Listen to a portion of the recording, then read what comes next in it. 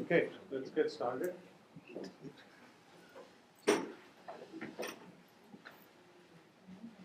So continuing on from last time, we were talking about process and code migration. It's a new topic we started after finishing virtualization. So as I was mentioning, this new chapter in the book, it refers to code or processes moving from one machine to another. Realize that this is a component of distributed scheduling, because when we were talking earlier about scheduling jobs and moving them from one machine to another, I mentioned that you can do it before the process starts, move the code and just start it there, or you can move it after the process starts. And if you do it after, it's called process migration. If you do it before, it's code migration. So these components are essentially part of this distributed scheduling framework. Of course, they can be used for other things as well, but they are used in the context of balancing load or moving jobs within a cluster and so on. So I mentioned code migration and process migration. So the thing to realize is when you do code migration, typically you migrate the code and you start a process. And in most cases, the process will execute in a separate, rather the code would execute in a separate process. An independent process is started up. Okay. Occasionally, the code may actually execute in the process that triggered the migration. Example is Java applets running in a browser. The browser downloads a Java applet, executes it, but that execution is typically in the context of the browser process. The browser process is the one executing the code. Okay. So that's code migration. Process migration, the way it typically works, there are two methods. I mean, they are sort of similar. One is called remote cloning. Okay. Cloning is essentially mirroring. So what happens in remote cloning is you pause the process, okay? You clone it, you make an exact copy of that process on another machine, okay? And you resume it there and terminate the first copy. Okay? This is referred to as cloning or mirroring of the process. Okay? The other one is basically you migrate the process, which is you may copy it state, you can copy it to disk and then load it somewhere else, or you can do just copying of the memory pages and so on. Yeah, they are sort of the same in what they're trying to achieve, but these are the two techniques that are available. So this slide shows all the combinations of the various dimensions that you have to worry about, okay, when you talk about either process or code migration. So we'll broadly refer to that as mobility. You have weak mobility, and that's a term that's synonymous with code migration, or your strong mobility, okay, which is process migration. Within each, you can be sender initiated or receiver initiated, whether the sender triggered the migration or the receiver triggered the migration. Okay, there are two entities when you're migrating. The sender, which is where the code or the process was executing or was triggered, and the receiver. So depending on who started the process, your sender or receiver. Okay.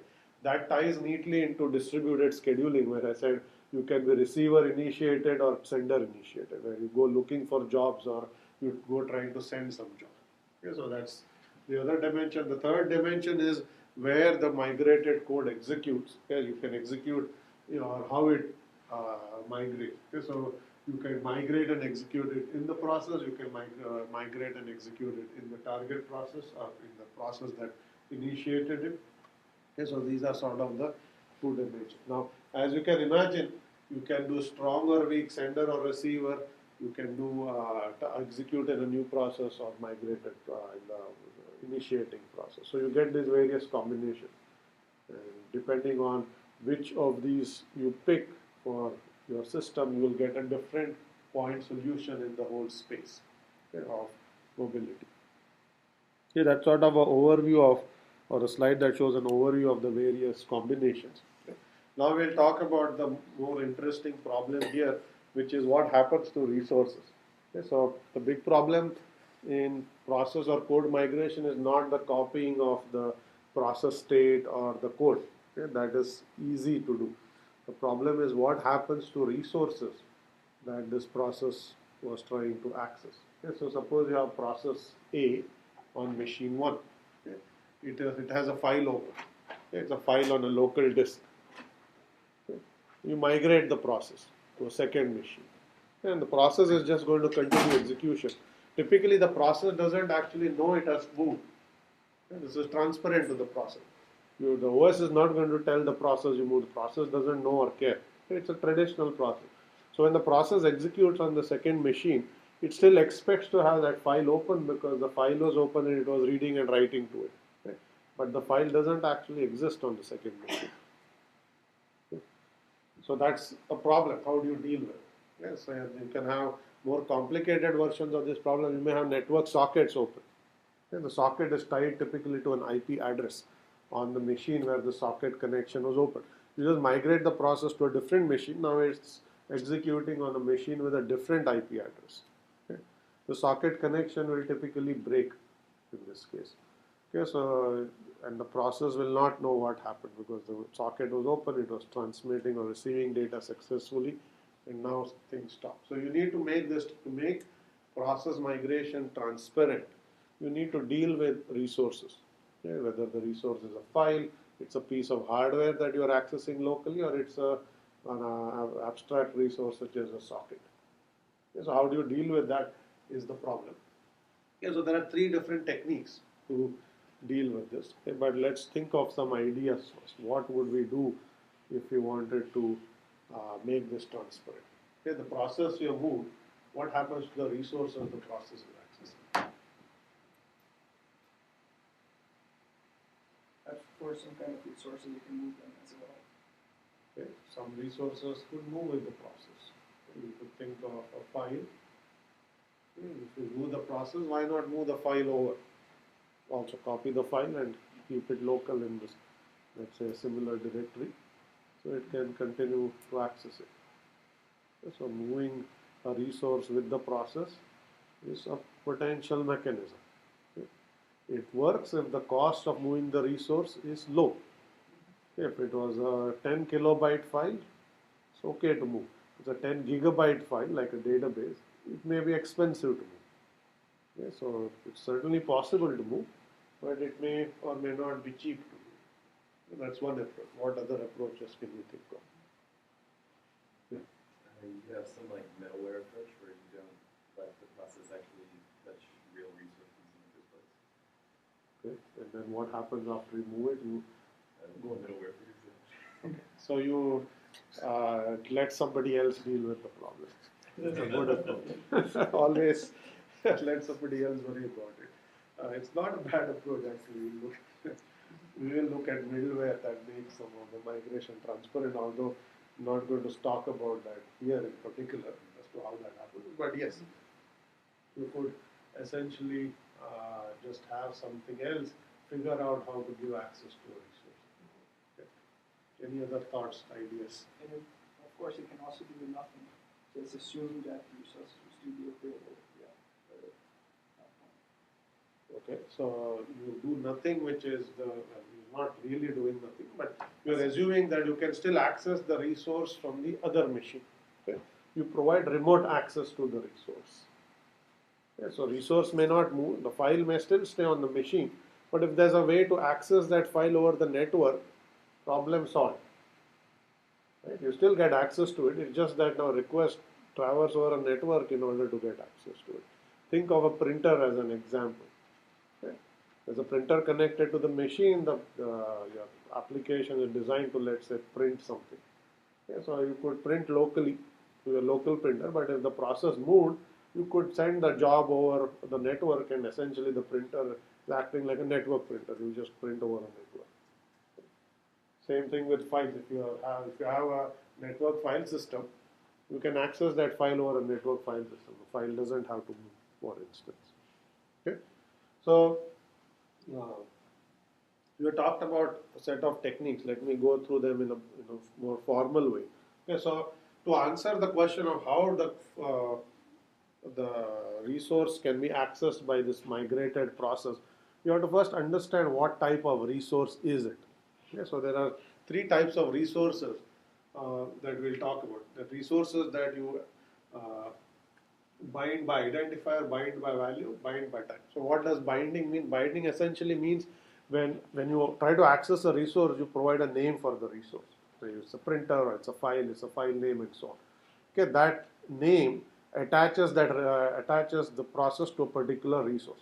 Okay, and the binding may depend on what kind of resource it is. Okay, so when you say we bind by identifier, you say that the resource has a name and you only want the resource with that name and nothing else. If you say I want to open file project1.java, you only want project1.java. You don't want project2.java even though the name sounds similar.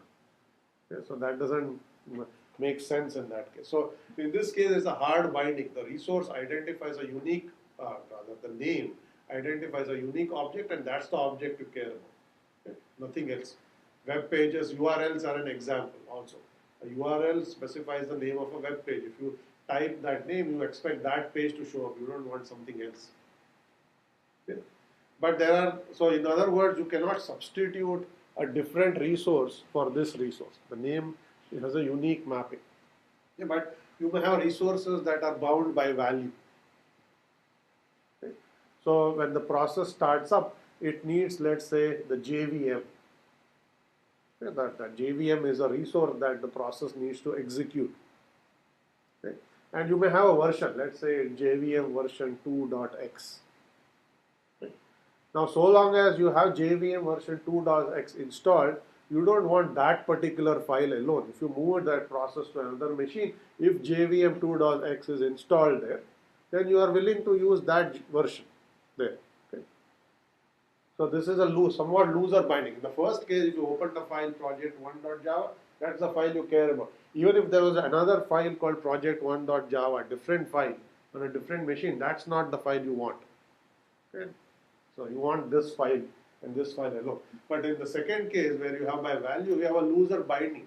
The name identifies a resource, but you can substitute another resource with the same name, so long as the names make sense. I mean, if it's a JVM, for instance, or GNU C library or the math library, you are okay with it. So long as it's the right version, you know it's the same thing.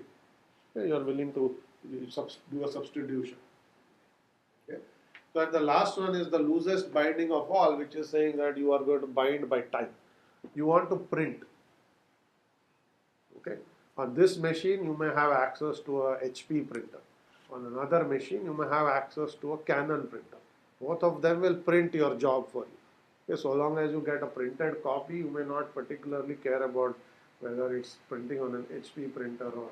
So you can even have you only have a class of a resource. Even the name may be different. You are not going to insist that I have to print on the same HP model 3020 even on that machine. Doesn't matter. Okay, much looser binding. Okay. So what this simple example should tell you is whether how you deal with resources when you migrate a process. It depends on the type of the resource. In certain case, okay, the resource you care about is unique. You cannot substitute it. So either you have to move it with the process or you have to provide remote access. Those are the only two mechanisms. You can't substitute it with another resource of the same name. You can't say there's another file project1.java, so I'm going to let you access that on that machine. Different file, different content. Doesn't work. Okay. In the second case, so long as the resource has the same name on another machine, you are willing to take it. Okay. Like a JVM version, some version. Okay. So you know that it's the same thing, so you are willing to use that library, for instance. Okay. And the third case is much looser binding. You just need a class of a resource. You don't even particularly care about is it the same model or the same name. So long as a resource within the class, you can substitute it for a local resource that this process was executing. Okay. So what this also should tell you is when you migrate a process, what you do as far as resources are concerned will depend very much on the type. In some cases, you have to move it or provide access. In other cases, you can replace it with some resource of the same name or some resource of the same class, not even the same name. Okay? So this is basically going to tell you how you deal with it. Okay? There is another dimension to think about, which is what kind of a resource is it in terms of whether its ability to migrate or not. Okay? There are some resources that we will call are unattached resources. These resources you can move. A file may be an unattached resource. The file can hop from a machine to machine. for instance. Okay. Other resources are what we'll call fastened resources. These resources can be moved but at a high cost. A large database being an example. Okay. The cost of moving it is very high. You can move websites, entire website. The cost is high because things have to be reconfigured for those web pages to become accessible with the same name. Okay. There's a website may have a name, www.foo.com. Okay, so just moving something over doesn't make it accessible from a different machine. So more work has to go in order to make those resources available. The last one type of resource called fixed resource. These are resources that are attached and cannot be moved, no matter what the cost. Okay? Hardware device attached to a machine is an example of a fixed resource. Okay? You cannot actually move. You can physically detach a printer and move it, but it's not going to go over a network like data does. Right? So typically these kinds of resources don't move. Socket endpoints are another example. They are tied to the IP address of that machine. You can't just move that socket endpoint because it doesn't work. The other machine has a different IP address. Okay? So you can have unattached resources, fastened resources, fixed resources, and you may have resources that are attached or bound to by identifier, value, type. Yeah, so here is a table. It looks more complicated than it actually is. It says depending on what the binding is, identifier, value, or type, and the cost of moving it, whether it's unattached, whether it's expensive, and it's fixed, you may have to use different strategies. Okay. There are actually only three different strategies. One is what's called global reference. Global reference essentially means that you can access this resource remotely. So you have a name, you can access it over a network. Okay. And then you have another technique which is move or copy, which means you can move or copy that resource from one node to another. The third one says rebind, which is substitute with another suitable resource. Okay. So your strategies that you have are you provide access to the resource over a network, you move or copy it, or you substitute that resource with another resource. Okay. So when you migrate a process, you have to look at all the resources it accesses. You have to find out where in this quadrant, where in this grid it falls in terms of how it's bound and the cost, and you have to pick one of these strategies, saying this is what I'm going to do to handle this resource, access to this resource. Okay. And there are many possibilities for some of these items, and we'll see. You pick the one that makes most sense. Okay. So, for instance, if you have a resource that you access by identifier and it's unattached, okay, a file is an example. You have the option of moving it. Okay, you move the file. You also have the option of providing remote access to the file. You don't want to move it even if the file is small. So if it's accessible over a network, move the process, leave the file there, send a request to that file over a network, and let it read or write over a network. Okay. So both of these options are available. So you can do move or do global reference. Okay. If you have anything by type, okay, these are loose bindings. Okay. This is where I said you can essentially have a printer. Yeah, and you don't particularly care about the model of it. You may care whether it's color printer or black and white. At that level you may care, but so long as it has the right characteristic, the vendor may not matter to you. So it's easy to substitute. So in this case, in this row, you will see that rebind is always the preferred option. You can do other things as well, but substitution is the best choice. If you have another resource of that type available, substitute and be done. Don't worry about moving it or providing remote access. Of course, you could provide remote access as well. As you see, global reference is always a choice. Okay, global reference is send the job over a network and print it to the original printer. Okay, that is always an option, but substitution is a cheaper option. Okay, just substitute if there's another resource available. So this row is always going to say global reference. Okay. For identifier, okay, again, when you have files, for instance, when it's cheap or unattached, you move, and when it's expensive to move or fixed, you do global reference. There's no choice. If you cannot move that resource, or it's very expensive to move, you only have to allow that resource to be accessed over a network. Okay, so, which is basically what we say, establish a system-wide reference, which is access it over a network. Okay, so GR is a popular choice when it's expensive or when it's fixed, you cannot move it. Okay. As you will see, there will be some other choices as well. that pop up, but those are the most suitable ones. Right? So the thing to take away is when you are designing a process migration system, you have to decide how do you deal with resources. Are there some constraints? Yeah, how for different kinds of resources, how will you continue to provide access if the process is actually going to move? Okay. Now, I didn't particularly talk about the most thorny resource tends to be network sockets, because it's now you cannot move it. It's and even saying provides a global reference is not what does that even mean, right? So you have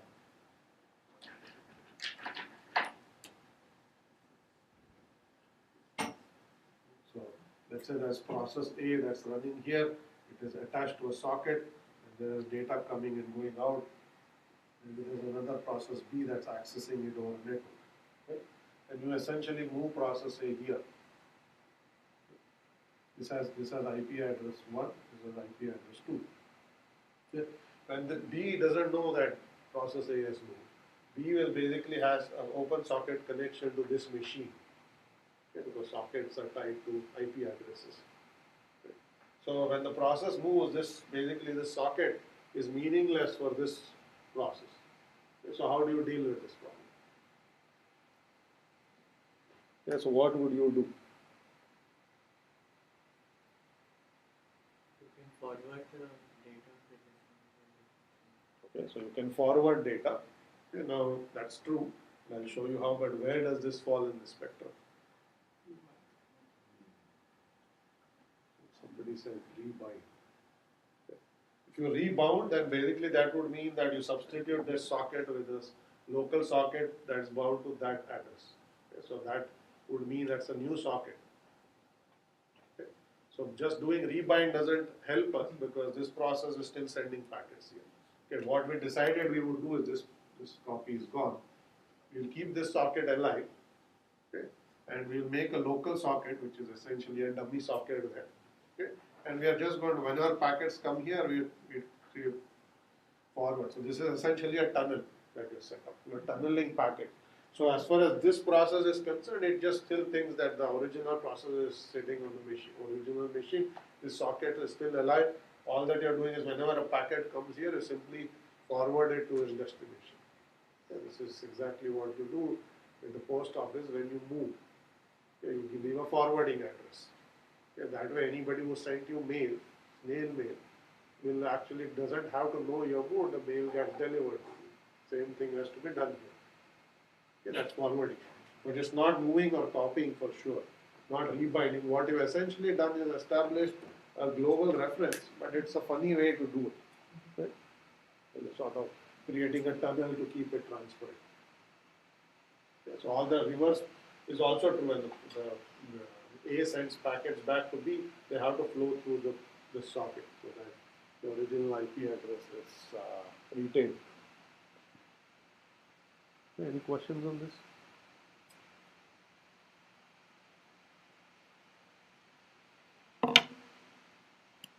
Okay, so those are some issues you have to worry about when you do process migration. How to deal with resources. Okay, there are many choices, and depending on the binding and the cost, you have to pick one.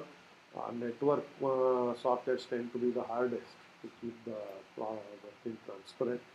The other choice, of course, you have is to say I will not deal with network sockets. So if you have a process with open sockets, do not migrate it. System cannot handle it. You can always put constraints. Right? You don't have to say I have the most general, most flexible migration system that can deal with anything. You can say this migration system cannot deal with processes that do network I/O. Other types of processes can be migrated, but ones that have network I/O cannot be migrated because you don't have a good way to deal with IP communication. That's the other approach. You put constraints and just don't migrate certain types of processes that access certain kinds of resources. Or you have to come up with schemes like this. Yeah, that's design choice. Okay, so next problem. So until now we have implicitly assumed that the sender and the receiver machines are homogeneous machines. They run the same OS, they run the same processor, architecture is the same. So when you migrate the binary of the process, it will actually execute there, because it's the same process and so on. Okay. What happens if the sender and the receiver are heterogeneous? Either they are slightly different variants of the same processor family. One may be a newer Intel CPU has some new features and the other one is older. Okay. Or they may be completely different. Okay, one is, let's say, Spark and the other one is Intel. One runs Solaris or Windows, other one runs Linux. Okay. Can you move in such scenarios? Can you move processes when the underlying OS and or hardware is heterogeneous? Okay. One design choice you could say is, no, I do not want to deal with all that additional complexity. Okay, that's too difficult. You can't just simply take code that was compiled on Spark, move it on x86 and expect it to run. Even the assembly instructions don't make any sense. Right? But suppose you wanted to do something, what could you do? Okay. This picture shows a fairly complicated process. I mean, it's looking more complicated, but what it essentially says is, if you want to deal with heterogeneity, okay, you have to realize that the code is not going to run, first of all, because if the binary formats are different across operating systems, and certainly the assembly instruction family, the language is different across hardware families. Okay. So something has to be done to deal with the code segment. Okay. At least the data segments are okay. Okay. So if you think of a process as having three parts: code segment that contains the code, stack and heap. The stack and heap are data. Okay. Data is bits. Okay. You can move the data over. You allow to deal with issues of whether the machine is big Indian or little Indian. Okay. People know what big Indian, little Indian means, right? Whether you basically your most significant bit you read left to right or right to left. In some machines you read left to right, other machines you read. So if you just transfer bits and you go from a little Indian to big Indian, all the bits will be flipped. You will read the integer in the reverse way and the value will be different. So you'll have to, when you transfer, flip the bits and store them the other way. Okay. But so long as you deal with that translation, okay, you can deal with the data segment. The big problem is code segment. Yeah, resources are the same issue, whether it's heterogeneous or not, you have to still deal with the same way. Okay, code segment, the way you can do is, you can actually, if you had access to the source code, you could recompile the code segment. Okay, you have to keep track of what the register values were, and then the recompiled code segment, you can actually resume execution from where the process began. Okay. So you could do that. Okay, when you transfer the process, you recompile the code segment. One possibility. Okay. Very clunky and clumsy, may not always work, okay, because there are all these pointers and all of those things. There are addresses, so when you compile it and the data segment has already been populated, things may go wrong. But in theory, you can say that the data segment moves over, the code segment is recompiled so that it runs on the new architecture. I move it and all should be good. Easier said than done, but that's a principle one could follow. The other approach is that you can do binary translation. Yeah, I mentioned the other day when we were talking about application level virtualization, that or even emulation, that you can do instruction by instruction translation. So I mentioned at least a couple of times this Rosetta technology on Macs, which does binary translation of PowerPC processes and let them run on Intel architecture. Every instruction is translated on the fly and substituted by corresponding Intel instruction. Okay, so you can move the same process, but then it executes under sort of the control of a binary translator. If you did that, then things would be fine as well. Okay, in that case, you don't need to worry about recompiling. Just move the whole thing over. There's a translator there that is actually doing this on the fly. Okay. The first case, the compiler did the translation for you. So you basically recompiled this code. Second case, you did binary translation. Okay. Of course, if you have scripting language, then this is easy. Doesn't matter. Right? So if you have Python, let's say, okay, you can actually move a Python process, and if you move the Python source code with it, it will work. because it's interpreted on the fly. So long as you have an interpreter, it should work. Whether it's a different, same platform, different platform shouldn't matter.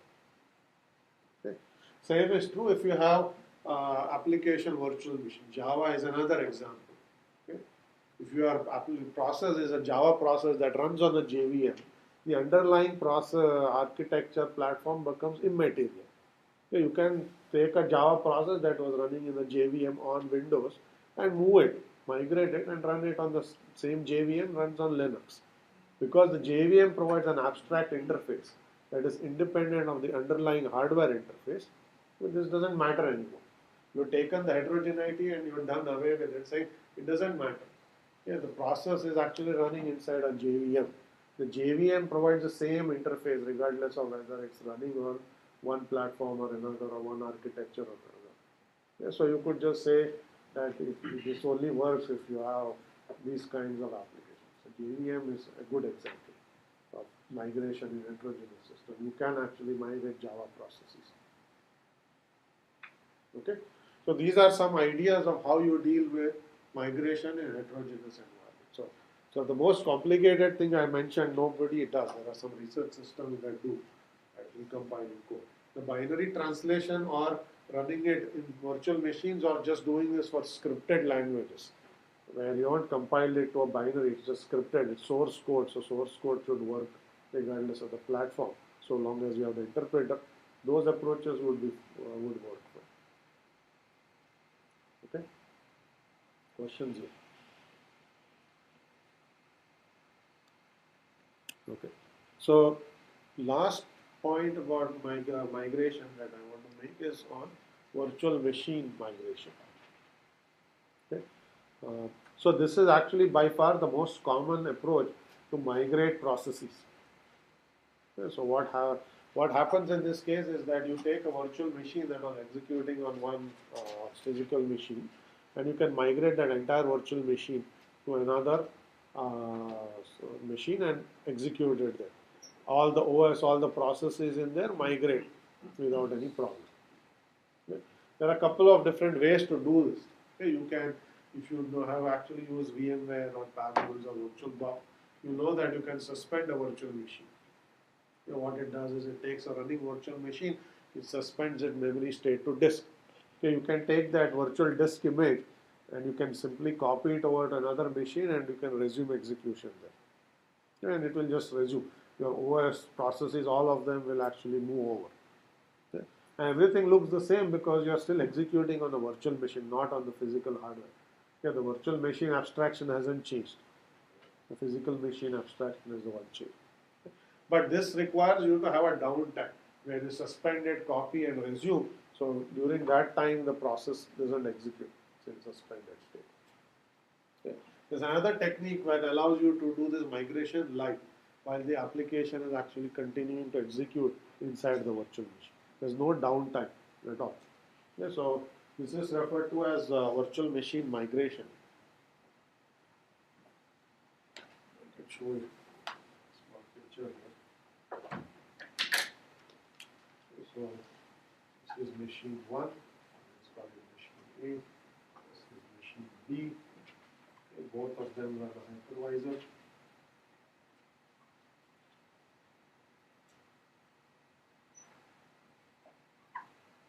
Okay, so this is VM, this is running here. Okay. So you can take this virtual machine which has an OS and it has many processes, right? And you can simply migrate it to another machine. And today's hypervisor allow you to do this live. By live, what that means is the copying process starts while this VM is still executing. Okay.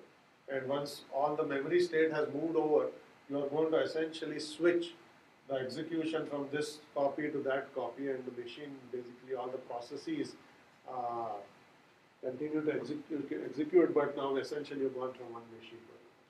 Okay. Okay, so what happens in your socket example?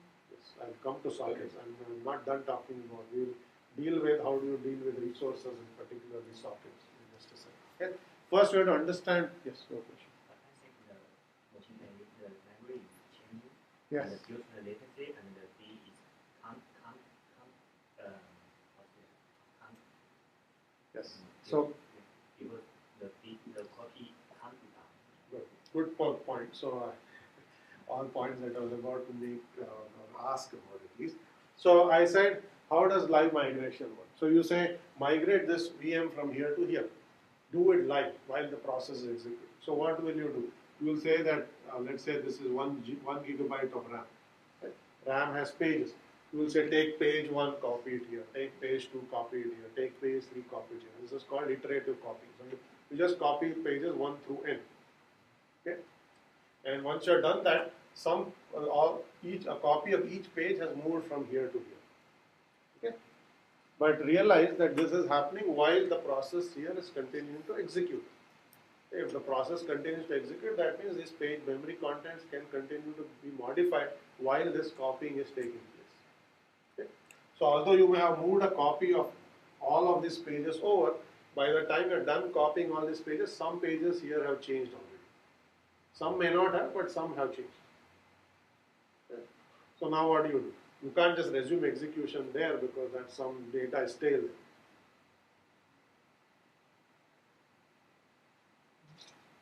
What will you do? Here the dirty pages over because the memory will already have, like cache or something will already have information about all the dirty pages. You just migrate all the dirty pages over. Okay. So there's only one choice. If the data is changed, copy it again. Okay.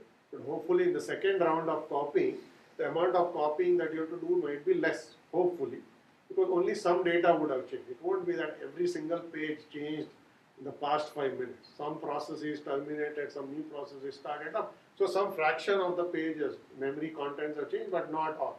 So in the second round, you just identify. So while you are copying, you are actually tracking. So to start tracking what pages are actually being modified. So for every page for which there's a check mark saying it was modified, in round 2 you are going to copy that again. Okay. So in round 1 you copied all the pages. Some of the pages have been modified. So in round 2 you copy maybe some fraction of that. Okay. Process is continuing to execute. So while round 2 copying is going on, some more pages will change. Okay. So you start another round. So, okay. But hopefully because each round is copying fewer pages than the previous round, it takes shorter time. And in that shorter time, even fewer pages get modified. So there is a heuristic, it's not guaranteed. Right? So the heuristic says in each round you'll successively copy fewer and fewer pages because it takes shorter time to copy those pages. In that only some subset of those pages or some other pages get modified. Okay? So after a few rounds, let's say k rounds, the amount of memory that you have to transfer may become very small. Maybe it's like 100 pages out of a million pages, not million, maybe 100,000 pages. Right? So that is sufficiently small that what you do at that point after k rounds is you actually pause the VM, saying now is the time for me to switch this machine. Oh, so I pause it. So at this point, no more memory changes can take place. Okay. Pause it, transfer the last few pages. Once you're transferred, now these two are mirror copies. Everything here is identical to everything there. So at that point, you just terminate this VM and this VM starts executing. Okay. So this is referred to as iterative memory copy, where you basically start a loffer. In the first round, you do a long process of copying all the pages. You give gigabytes of RAM, everything has to be copied. Next time, hopefully, while that was happening, some memory changes. So some subset of that has to be copied and so on. And then when you have reached a point where that delta from the previous round is sufficiently small, pause, move the last few pages, and then they are identical copies. So either of them can be resumed. They are bit by bit identical at that point. Okay, so you can say, now I resume this one and stop that. Okay. Except for one detail, okay, which is the networking part. Okay. This is still a different machine. Right? So you have to deal with the network. Okay, how will we deal with it? Okay, we don't want to do all this complicated tunneling. Okay, that's too much. If at other place the VM runs behind net, see my cables. Okay. If people understand what is simulation.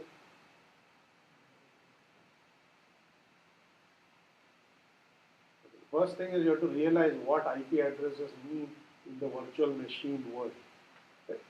If you remember last time what I said is there's a physical machine here, that's a server that has an Ethernet card. This Ethernet card has an IP address. Okay. Virtual machine is an emulation of a physical machine. It emulates all of the resources. Okay. So in particular, it emulates an Ethernet card as well. So not this card, it's emulated, it's a software emulation of Ethernet card. So to the OS thinks that's the Ethernet card. Right? So typically for the virtual machine to work, that VM has to be given an IP address that's distinct from the IP address of the physical machine. Right? This is an Ethernet card, that's an emulated Ethernet card that has its own IP address, typically. Okay? So all processes are assuming that that's the IP address of the machine. What happens is when packets come here, the hypervisor is just mapping the packet simply onto that Ethernet.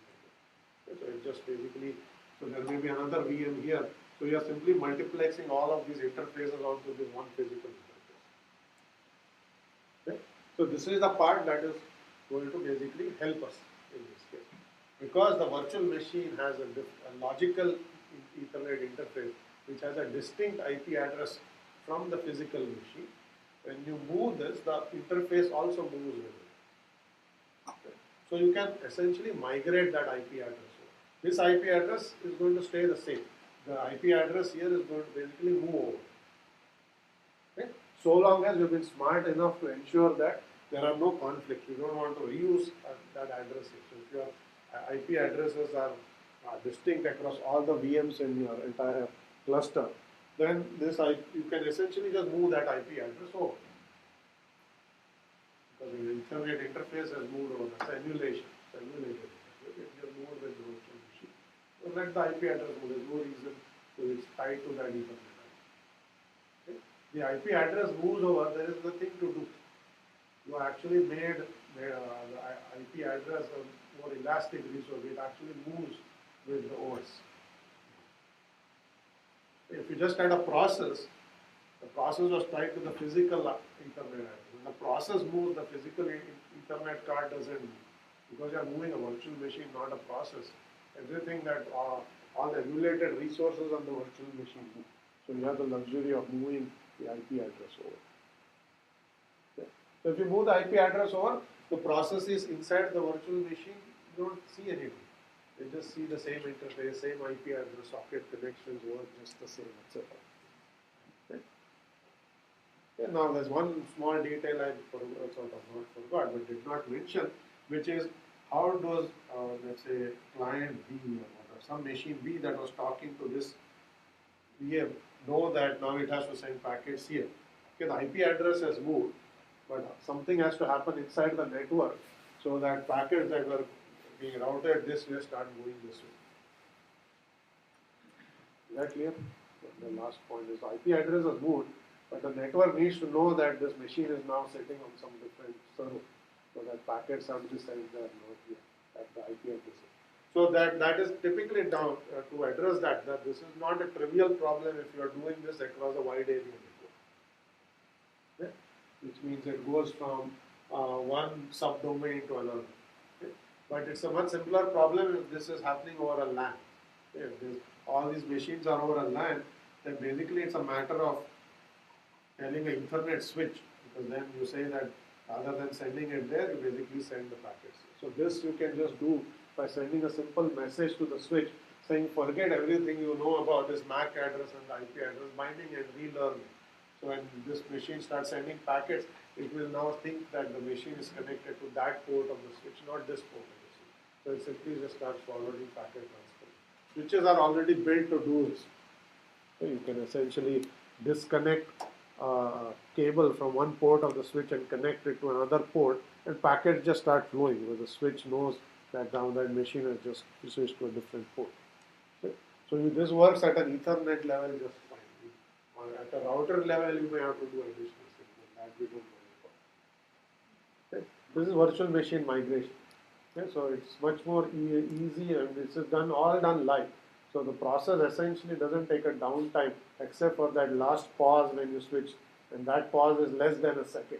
So you see a minor blip, and the machine just shows up on a different physical server. Can't we do the same thing in the previous case also instead of doing this? I mean, like, if it's in the same LAN, can't we do the same? The question is, can we not do that in the same thing in the previous case where you had a LAN? Okay? The main difference in the previous case was you are moving processes, not virtual machines. Processes don't have their own interface. They don't have their own Ethernet interface. Processes are simply opening a socket and using the interface that's connected to the physical machine. So when you move the process, it has no choice but to send packets on the new interface. Okay? The only thing that saved us here was there was a interface that was tied to the virtual machine as independent from the physical host, so you can move it with the entity you are migrating here. It's a virtual machine. Okay, so if you do that, then you are okay. Any other questions here? Okay, so that's virtual machine migration. Very last point I want to make very quickly. I spend more time here than I wanted to is case study on code migration, which is viruses and malware. Okay, by far the most prevalent use of code migration is for malicious purposes. Examples being viruses and malware. So viruses are essentially code, typically code or even programs that hop from one machine to another. They self-propagate, okay, and then they infect another machine, typically through a security bug, and then the code starts executing on that machine. It tries to infect other machines and so on. Okay. That's an example of code migration. Okay, it is sender-initiated typically, where you have proactive viruses that go and infect other machines. It could be receiver-initiated if you get, let's say, a phishing attack in email saying click this attachment and you will win $1 million or some such thing. And you click that attachment and infect your machine. That's the receiver-initiated example. Okay. So you have both sender and receiver-initiated examples of code. The other thing I should mention is this is clearly all mobile code. The code is mobile. It can move from one machine to another, can execute on different machines, and even autonomously infect new machines. Okay. So the only real use case other than virtual machine migration of code migration these days, unfortunately, is for malicious purposes. Okay. You can of course make better use of these technologies, but they are not that widely used yet. Okay. So with that, I'm going to switch to a different section of the. Okay, so we are done with migration issues and distributed scheduling. So at this point, we have actually finished a lot of material on distributed scheduling. We took a detour, looked at virtualization on the way. The reason I wanted to cover virtualization was to make the connection with virtual machine migration. Okay. So we are going to switch gears, talk a little bit about server architectures, and the reason I have these 4 slides here is because we will soon get the lab, so I just wanted to have this material covered in class before you start thinking about how to design your applications. So we are back thinking about client-server architectures now. Okay. So we assume that your distributed system includes a client component and a server component. We are going to worry a little bit more about what the server component looks like. I've already said a few words about this when I talked about multi-tier architectures for servers. I said the server is not one entity, it could be a distributed set of processes, each having its own tier. I remember I gave the search engine example of different tiers, and I gave an example of a bookstore with a Java, HTTP tier, a Java tier, a database backend. So we'll look at all of these issues in a little more detail in the next few slides. Okay. So when you design your server, okay, these are sort of design principles, as you will see. So when you design your server, you have 2 choices, whether to make the server what's called iterative or concurrent. Okay. Iterative server is essentially a single-threaded server. Okay. So essentially what it does is the server has a thread that's just listening to requests. Okay. Request 1 comes in, that thread goes off, processes that request. The additional requests come in when the request is being served, they get queued up. Okay. When request 1 finishes, you go back and say, is there another request? If so, you pull that request out servicing, and if not, you wait for a request to come. Okay. So you sit in a loop, this is why it's called iterative. Sit in a loop, grab a request that has come in, process it, repeat. If there's no request, you wait until the request, and then you iteratively process. Okay? That's one very straightforward way of designing a server, which is iterative. Okay? There's no parallelism, as you can imagine. You're processing one request at a time. Okay? The request takes a long time, it's doing some I/O. It's an iterative process, so you wait. You make other processes wait, other requests wait. Okay? Not the best way to design a server. Okay? The better way to design a server is to make it concurrent or multi-threaded. Okay? In a multi-threaded server, what happens is whenever a request comes in, okay, you will typically, in the simplest case, spawn a new thread. Okay? You will say request came in, start a new thread. Okay? And you hand over that request to the thread saying, here is a request, go service it. The thread goes off, it starts doing whatever it needs to do to service it. Another request comes in while this thread is servicing the request, start a new thread. Okay? Hand that request to that thread. Okay? So at any time, you may have some number of unfinished requests in your server, each being processed by its own thread, and they are all executing concurrently or in parallel. Your multi-core service. Okay? So you can take advantage of parallelism when you design concurrent servers. Okay? So in most cases, servers will tend to be concurrent, multi-threaded, okay? And that just allows them to service a larger number of requests all at once and make better use of the resources on the server. Okay? In the context of some sophisticated servers, rather than spawning a new thread for every incoming request, you have a pre-spawned pool of threads. So you have a pool of threads. Let's say when the server starts up, you create n threads, and maybe 10 or 50, and all the threads just sit idle. Okay? And there is a master thread that's listening for requests. As each thread comes in, it hands it over to an idle thread. Okay, here is thread I is idle, go finish this, service this request. Okay? So this is called a dispatcher or scheduling thread. So you are essentially taking incoming request, handing it to the thread. That thread goes off, services the request, and rejoins the pool. Okay, when it's done. Okay. Now think about advantages and disadvantages of using what is called a thread per request model.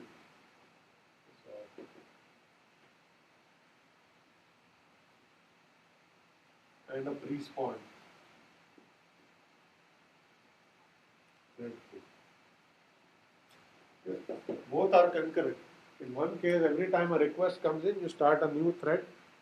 Thread goes off, services the request. Once the request is done, thread terminates. Okay. The same thing is to be done for every single request. The second case, you have a pre-spawned pool. You pre-spawned a certain number of threads. Requests come in. You try to find an idle thread in the pool, and then hand the request to the idle. Okay. What are some pros and cons of this approach? So in the first case, you can handle literally any number of threads concurrently, any number of requests. But it's harder to get performance guarantees. Okay. The first case, you can handle any number of requests that come in.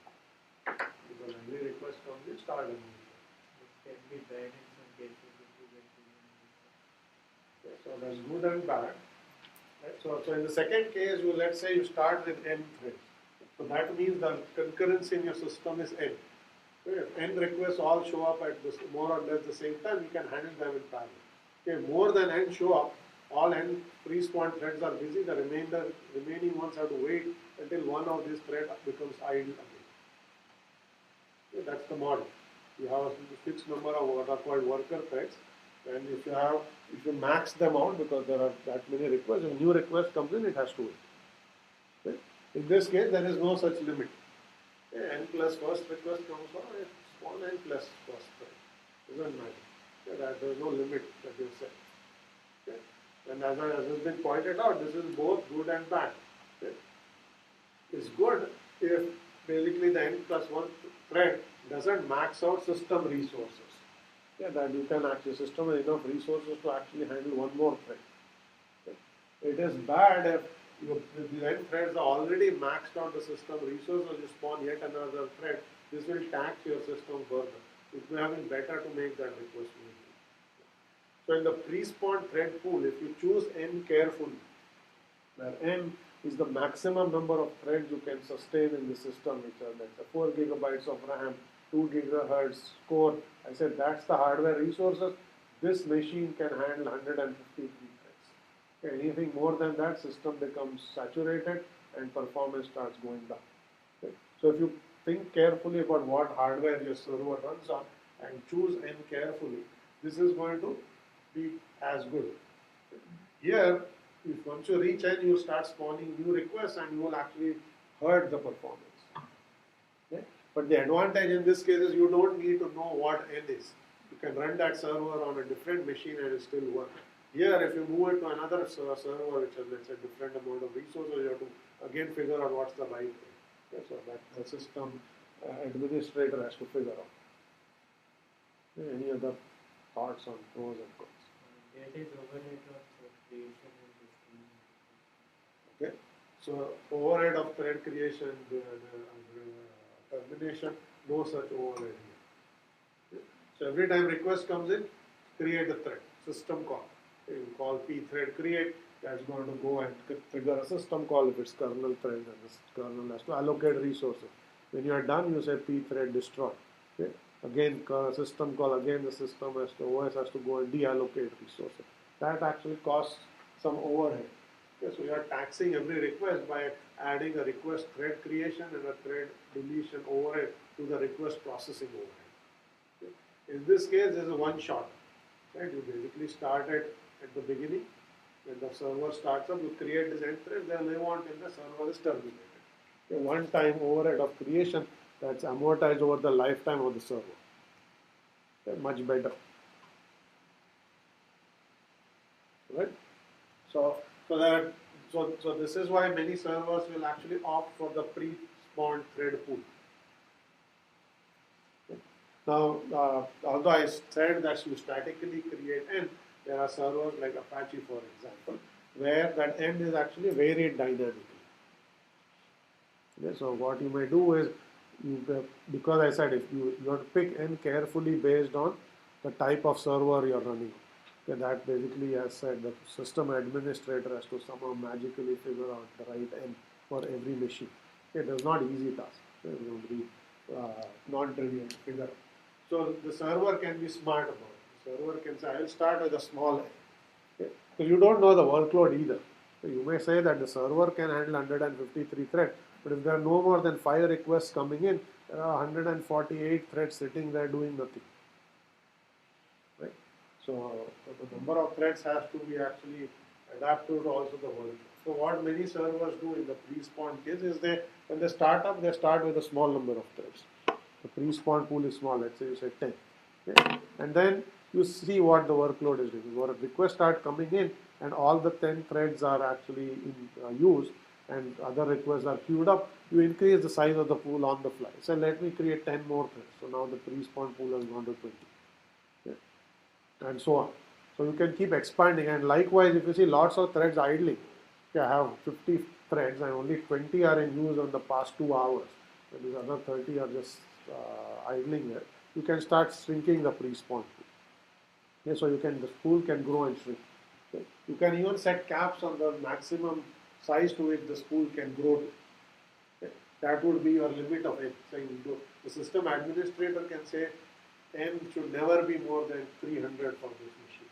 Okay. And then the server will just obey. It will vary from 10 to 300 but never exceed 300. Okay. Or the system can figure that out.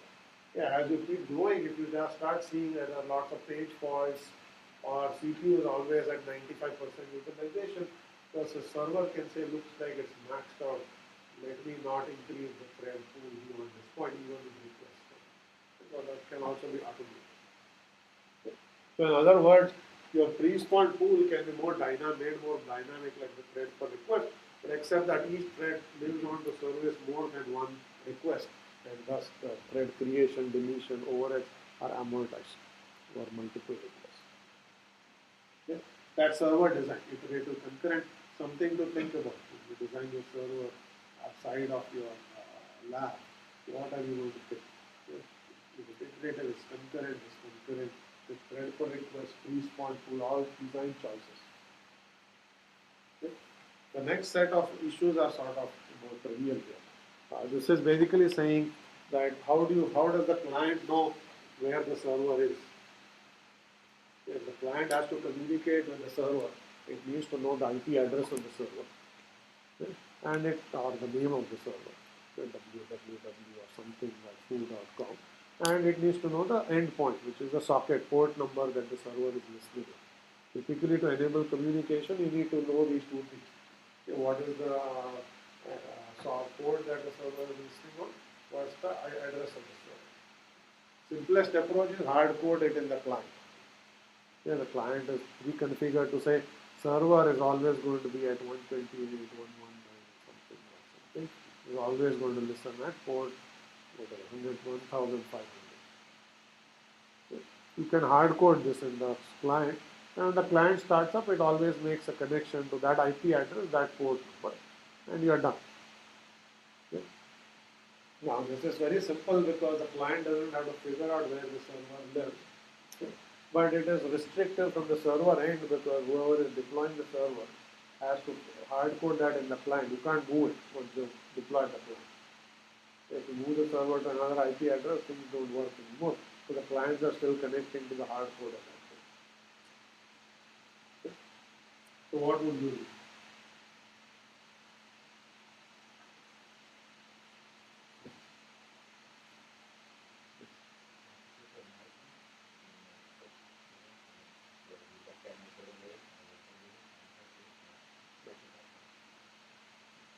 So the very straightforward approach is if you don't know, ask someone.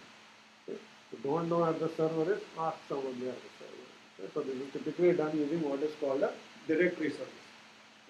What a directory service is simply a table, exactly what I mentioned. Okay, whenever servers come up, when they start up, they register themselves with the directory service, saying, I am a print server. Okay.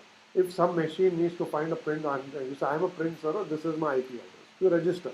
Yeah, the directory service just has a table saying, these are all the servers that are registered with me, these are their IP address, these are their port numbers. So when the client comes up, it simply asks the directory service saying where is the server of this type, where is the print server, okay? Where is this other server that provides this kind of service. And the directory service says this IP address and this port number. So you get that, then you can basically establish a connection with the server. Okay. So hard coding is one approach. Using a directory service is another. Typically, most systems will use a directory service. That way, you can move the server on any other machine, and when it comes up, it just registers itself with this new identity, and clients will just continue to work fine. They will just make a directory lookup and be redirected to the new location, for instance. Okay. So, directory service, there are many different ways to implement directory service. We will come back to this later on. There's something called LDAP, Lightweight Directory Access Protocol. That's a directory service. We use RPCs. There's a process called port mapper in Unix. That's a directory service. There are many different kinds. There's something called Yellow Pages. If not your phone book, Yellow Pages, it's a process that runs. That's also a directory service. Very different kinds of directory services. Okay. So you could use a directory service, but if you're paying attention, you could have asked a question, which is, how does the client know where the directory service is?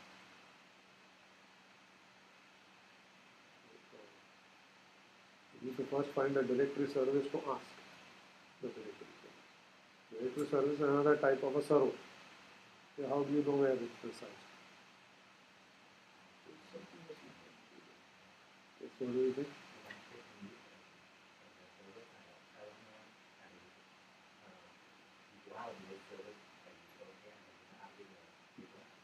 Okay, so you give a list of all possible places you can run a directory service, and you just say, is it here, is it here, is it here? That's one approach. It's not a bad approach. Second approach is you hard code the directory service. A directory service can be hard coded, okay? And you basically just go look it up. Okay? Two approaches. Any other approaches? Okay, you broadcast. You don't know the directory service. You start screaming. Where are the directory service? The directory service. Essentially, You should listen for the directory service to know. Okay, you could listen. So directory service is the one broadcasting its identity. You go and wait and listen for one, or you go and ask for it. So both of those approaches are actually valid. In one case, the server is advertising its presence using a broadcast packet. I mean, literally, this packet will go to every machine on your LAN, and then you just wait for a packet. Or you send a broadcast packet saying, "Is there a directory service?" And you basically send a what's called a discovery packet that also goes to all machines. And if any of those machines actually has a direct service, it will receive that packet and respond directly to the sender. Okay, so you can use broadcast either on the server side or the receiver side. One approach. You hardcode, but you don't have to. The thing to keep in mind is you don't have to hardcode the directory service into your client process. You can hardcode this on the machine in a configuration file. So typically, that's what is done. You can actually you have SC files in there. Because the directory service will be used by lots of different client server applications, so it's a system-wide service that you're providing. So the system administrator can actually hardcode it onto a configuration file on that machine. The client just has to go look up that file and figure out where it is, rather than hardcoding it in the client process itself. Okay? So hardcode it in a configuration file, put it in a direct broadcast, or that goes on the group approaches. Okay, the third approach was you have a list where you have pre-configured possible places and you go look. Okay. So those are approaches. So these are all issues that you will have to think about. Okay. So maybe when you do your client server, will you use a directory service? So how, or will you hardcode the server address and not worry about it? So these are the different design choices with different implications. Okay. Second point is whether the server is going to be stateful or stateless. Okay. This may not make much sense at the moment, but when you come back to looking at consistency and caching and all these other ideas, you will see that it does matter whether the server keeps state or doesn't. So what does state mean? So state can mean many different things. In this case, the state simply means the server actively have a table that keeps track of which clients are connected to it at the moment. That state of all the clients that are connected to the server, or the server just doesn't bother. Request comes in, you service the request. You forget what client it was and then wait for the next request. Okay? So if you keep track of which clients are connected to it, you are a stateful server. If you don't keep track of that, you are a stateless server.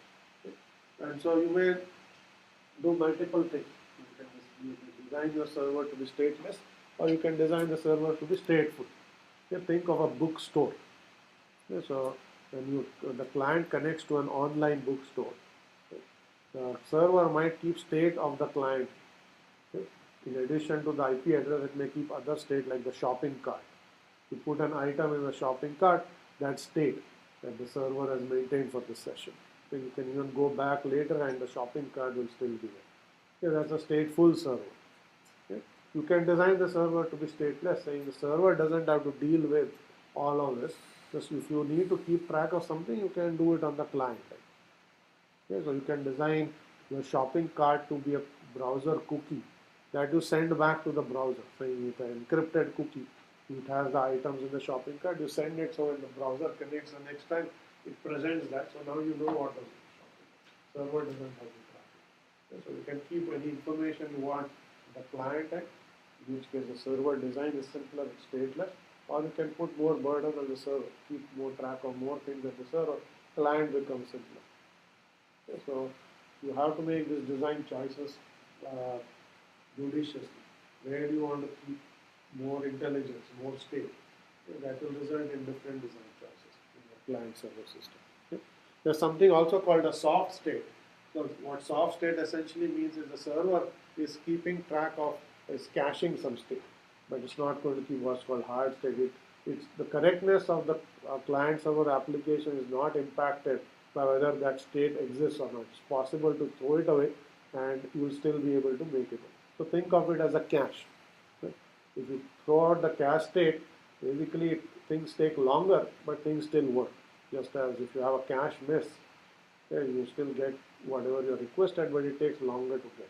Okay? So some servers keep soft state so that it's possible for them to discard it. So we will come back to soft state also when we talk about consistency. Okay. So just a couple more slides here. So here is an example of a clustered server. So here we have these tiers of the servers where each tier is replicated. So when you have very large servers, not only do you split the functionality across multiple tiers, each tier is replicated on multiple machines. Okay. As is shown here, your database replicated on 3 different servers. You have your Java tier of your server replicated on 6 machines, and so on. So in this case, what happens is when the request comes in, okay, there has to be a dispatcher or a scheduler here which says which of these machines should handle that request. Just as in a multi-threaded server with a pre-spawned pool, when a request comes in, there's a dispatcher that says here is an idle thread, go service it. Same thing is true here. When a request comes in, you have to pick a machine to that will service that request. So that's basically going to forward your incoming. So you have a dispatcher that says this request is going to be serviced by that machine, and then that machine does whatever it needs to do to service that request. Okay. So there are these dispatchers are also called load balancers. Okay. The requests that are coming in are balanced. You do load balancing of these requests across your pool of servers. Okay. So you can have round robin. So each successive request is assigned to successive server, so the load gets spread out, or you can have many different policies in the dispatcher. Okay. So the dispatcher has algorithms that tell it how to pick which machine will service a request. You can the least load it. Okay. Of all the machines, you always keep track of the load. New request comes in, send it to the least loaded machine, and so on. Okay. Now that's what a typical dispatcher does, but in reality, the dispatcher has to do a lot more sophisticated things. Because whenever you have these servers, typically the servers are stateful. They are keeping track of the state of the request. You can't simply just send a request to whichever server you want. The reason is, let's say a user has established a session. Let's say this is some e-commerce like Amazon or eBay or one site. You come in, and let's say you're browsing, and then as I said, let's go back to the shopping cart example. You take an item, you put it in the shopping cart. In that state that the server is maintaining. Okay. Typically, that state is going to be stored in the memory of one of these servers, wherever the request was serviced. The next request comes where you say go buy. If you just have that request come in and you send it to the least loaded server on some other machine in that pool, that server doesn't have the shopping cart state. That state was on another machine. Right? So you have to keep track of not only load on the machine, but you have to keep track of the notion of a user session. Okay? So if previous requests from this user session were sent to a server, server 10, subsequent requests should also be sent to that server because that server will be keeping state of that session. If you simply send it to a new machine, that machine won't know what to do with that request. Okay? So you can load balance at the session level, not at the request level in many applications. Okay? Additional complication to deal. Okay? Hopefully in this class you don't need to deal with sessions and things like that. Okay? Here is another example of what a dispatcher. So I simply said request comes in, you just forward that request to whatever machine you want. Okay? So there are actually, you have to do things at the network level. What does it mean to forward and so on. Okay, the reason is the following. Okay, so here is your dispatcher. That's the pool of server that's sitting behind the dispatcher. When the client actually sends a request, typically this is a TCP request. Okay. To send a TCP request, you have to first set up a TCP connection. Okay, if you know anything about TCP, there's a three-way handshake that you have to do to establish a TCP connection. Okay. So in some sense, the client has established a connection with the dispatcher, okay, and it sent the request to the dispatcher. Now this request here is being forwarded to this server. Okay. The connection actually has been established to the switch, not to that server. Okay, because if you send an HTTP request, okay, you send the HTTP request. This is acting as sort of the overall front end for your system. So the HTTP connection, which is essentially a TCP connection, the HTTP has been established to this machine. Now, if this machine says that server is responsible for servicing the request, you cannot simply just take that TCP connection and move that here. It is bound to this machine, not to that machine. So how do you deal with that situation? There are multiple techniques you have to employ at the network level to deal with it. Simplest one is called TCP splicing. What TCP splicing does is, if this switch decides that this server services that request, this switch sets up a separate TCP connection from here to here. And it simply splices these two connections. Splices essentially mean you just connect them to one another. So packets that come on this connection from here to here are simply copied to a new connection from here to here. Requests that flow back from the switch on this connection are simply sort of relayed back, you just copy. So you are just copying data from one TCP connection to another. This is called TCP splicing. Another mechanism is what is referred to as TCP handoff. In TCP handoff, you are explicitly handing off your TCP request as is being shown here. Even though the connection was actually established here, you hand off that connection there.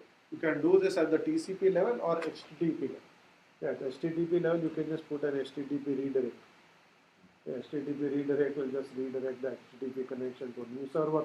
From that point on, the client can directly communicate with the server. You can also do this at a TCP level, which is more complicated. I won't go into all of the details here, but that essentially switches the TCP connection over. Okay. So many different aspects have to be dealt with when you have clustered architecture. How do you load balance? What algorithm to pick for load balancing? How do you handle session state? Okay, so you don't want to send a new request from that session to another server because the state may be on different server, to keeping track of state. How do you make it work at the network level? Yes. What you are connecting to may not be the entity that's servicing. You connect to the switch, you are serviced by a server. There are two different machines. Okay. How do you, when the connection has to be gone to one machine, how do you switch it? So all of these details have to be dealt with. We will come back to some of this later on in the course. Okay. Today we have run out of time, so we're going to just stop here. Okay. So just a reminder that we sent an email, there's a homework out due early next week. Okay. I think the next class is on Tuesday, okay, because Tuesday is Monday's schedule. So just keep that in mind.